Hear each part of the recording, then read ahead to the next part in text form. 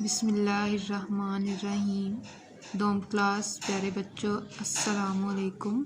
میں امید کرتی ہوں کہ آپ سب اللہ تعالیٰ کے کرم سے اپنے گھر میں خیریت سے ہوں گے اور سب نے عید کو بھی اپنے گھر میں اچھے طریقے سے منایا ہوگا۔ آئے بچوں، آج کا ہم اپنا لیکچر جو ہے وہ شروع کرتے ہیں۔ آپ بھی اپنے نوٹس جو ہیں انہیں جلدی سے اوپن کر لیں۔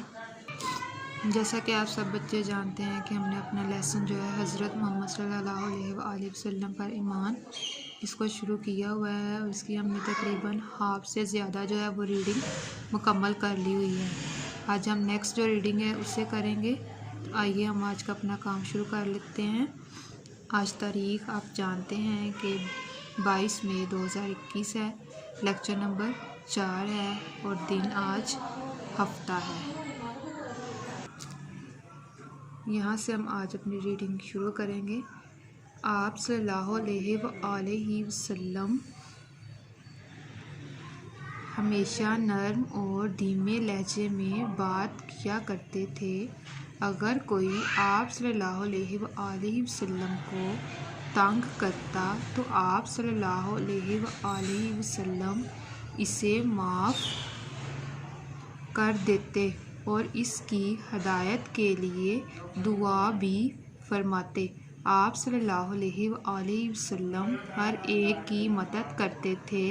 رسول پاک صلی اللہ علیہ وآلہ وسلم نے کبھی جھوٹ نہیں بولا، ہمیشہ سچ بولتے تھے۔ ان کی سچائی ان کے دشمن بھی تسلیم کرتے تھے۔ آپ صلی اللہ علیہ وآلہ وسلم امانت دار تھے۔ آپ صلی اللہ علیہ وآلہ وسلم کو صادق اور امین کے لقب سے پکارا جاتا تھا۔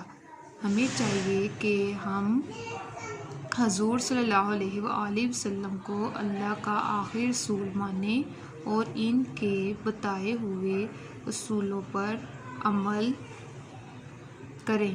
اس سے اللہ تعالیٰ ہم سے خوش ہوں گے۔ اس طرح ہم دنیا اور آخرت دونوں میں کامیاب ہو سکیں گے۔ یہاں تک آج ہماری جو ہے وہ ریڈنگ مکمل ہو جائے گی۔ اب ہم جو اس کے کچھ مشکل الفاظ ہیں ان کے معنی دیکھتے ہیں۔ دھیمے لہجے میں بات کرتے تھے ہمارے پیارے نبی صلی اللہ علیہ وسلم، یعنی کہ بہت ہی آہستہ آواز میں بات کرتے تھے۔ اس کے بعد ہدایت یعنی کہ نیک راہ پہ چلنا، نیک رستے پر چلنے کی ہدایت کرنا، تلقین کرنا، بتانا۔ سچائی یعنی سچ بولتے تھے، تسلیم کرتے تھے۔ ان کے دشمن بھی تسلیم کرتے تھے ان کی سچائی کو، یعنی مانتے تھے۔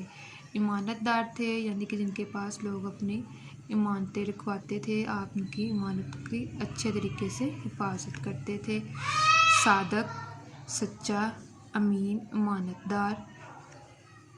اصولوں یعنی کہ جیسے ہمیں بتائیں گے اسلام کے اصول کہ ہم کلمہ طیبہ پڑھتے ہیں اور اس بات کا اقرار کرتے ہیں، کلمہ طیبہ یعنی پہلا کلمہ، کہ ہمارے پیارے نبی صلی اللہ علیہ وسلم اللہ کے آخری رسول ہیں اور ہم صرف جو ہے وہ اللہ تعالیٰ کی عبادت کرتے ہیں۔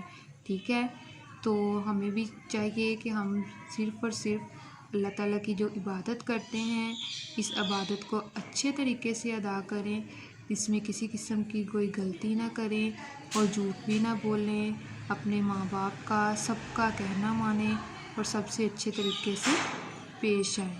پیارے بچوں، یہاں تک ہم ریڈنگ مکمل کرتے ہیں آج کی، اور ساتھ ہی ساتھ ہم اس کے سوالات کرتے ہیں۔ آئیے ہم کچھ سوالات کرتے ہیں۔ سوال نمبر 3 آج ہم نے کرنا ہے، رسول اللہ کی زندگی ہمارے لیے بہترین نمونہ کیوں ہے؟ یعنی کہ ہمارے لیے سب سے اچھی جو زندگی ہے وہ نبی پاک صلی اللہ علیہ وسلم کی زندگی کیوں ہے؟ اس کے بارے میں ہم پڑھیں گے جواب، کیونکہ رسول اللہ کی زندگی کا کوئی حصہ ایسا نہیں ہے جس سے ہمیں ہدایت اور رہنمائی نہ ملتی ہو۔ سب سے اچھی زندگی ہمارے لیے نبی پاک صلی اللہ علیہ وسلم کی زندگی کیوں ہے؟ کیونکہ نبی صلی اللہ علیہ وسلم نے جتنی بھی اپنی زندگی گزاری ہے وہ سب کی سب جو ہے وہ زندگی ہمارے لیے ہدایت و رہنمائی ہے۔